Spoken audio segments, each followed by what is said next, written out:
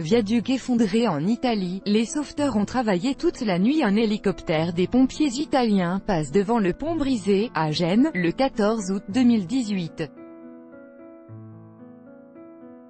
Reuters, Massimo Pinca. Les sauveteurs ont travaillé toute la nuit du mardi 14 au mercredi 15 août afin d'essayer de trouver des survivants sous les débris du viaduc autoroutier qui s'est effondré à Gênes, dans le nord de l'Italie.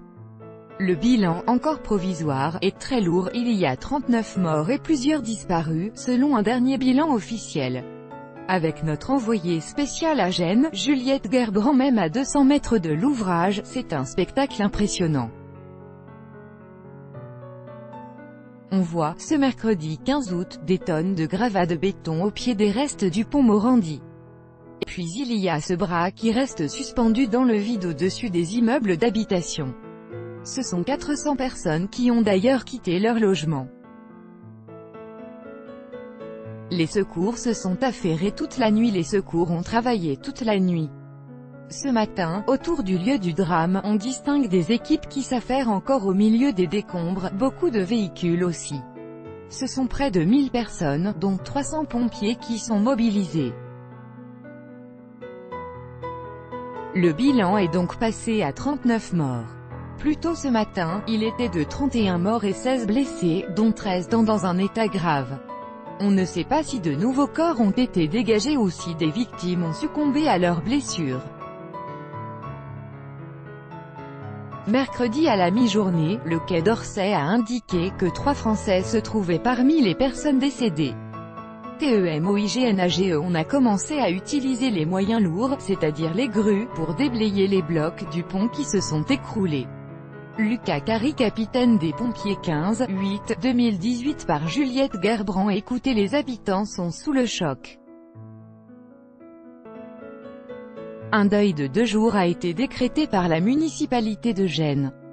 Hier, le président du Conseil italien, Giuseppe Conte, est donc arrivé dans la ville. Ce matin, on attend le vice-premier ministre, Luigi Di Maio, avec le ministre des Transports, Danilo Toninelli, et cet après-midi, Matteo Salvini, vice-premier ministre lui aussi.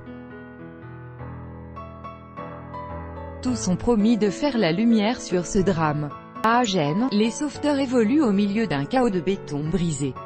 Reuters, Massimo Pinca. Une ville désorganisée aujourd'hui, au lendemain du drame. La préoccupation des Génois, c'est surtout la désorganisation de la ville.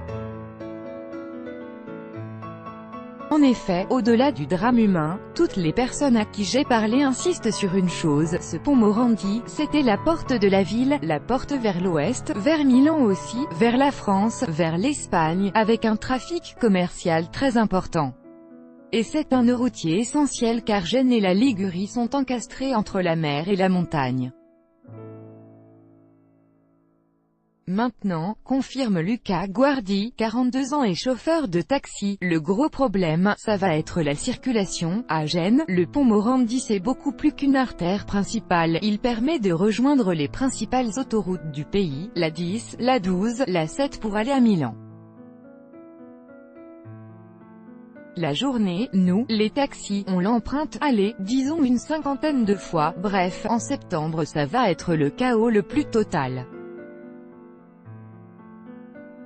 J'espère qu'ils vont intervenir très vite, même en faisant quelque chose de provisoire, mais en toute urgence pour établir les liaisons, voilà. Et puis, je suis vraiment désolé pour les victimes, on a perdu un gars qui travaillait au port, un gars de Gênes, il était jeune. C'est tellement triste. Un pont à problème, heureusement qu'on est en plein mois d'août, ce qui a limité le nombre de victimes, signalent certains habitants. Mais en septembre, insiste-t-il encore, ce sera un véritable chaos quand les gens vont reprendre le travail, et les enfants le chemin de l'école. L'autre chose qui revient sur toutes les lèvres, c'est que ce pont, situé sur l'autoroute A10, qu'on surnomme parfois le pont de Brooklyn, a connu des problèmes dès son ouverture en 1967 et il est constamment en travaux. Il était d'ailleurs fermé la nuit la semaine dernière pour des travaux de consolidation. L'A10, appelée autoroute des Fleurs, relie Gênes à Vintimille, à la frontière française. En raison du relief très accidenté de la région, entre mer et montagne, son parcours est jalonné de nombreux viaducs et tunnels.